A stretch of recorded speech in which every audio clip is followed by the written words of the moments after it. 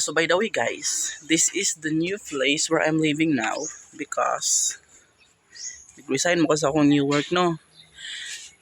So kung na kay mga gipang bati, kasakit aligot-got o kanang gusto ka ma-relax. So kani nga place is perfect for you. So especially katong gapangita og mga boarding house. Kay diri sa akong nasudlan nga boarding house, one of the best boarding house na pod no. So I left my old boarding house at Valencia City. Ganahan gapon gay ko didto. Hindi di-resign man ko is. So okay na, wala na ko dito. So lucky, I'm so lucky because nako ka doon diri sa Talakagman.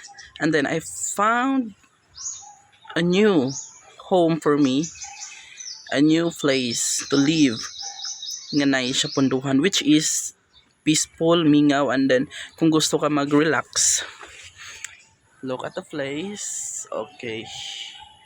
And then katuday nasa likod is kung gusto ka magpahilot, tuwan to siya. Go to siya napas babaw. So kung gusto ka magpahilot, chair massage. So it's available.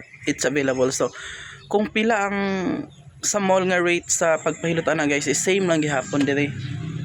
No, and then the place is so peaceful. Kung gusto ka gihilom ang imong pamuyo o diri ka. No, so more to siya guys. So ugma duty na ko. Goodbye all.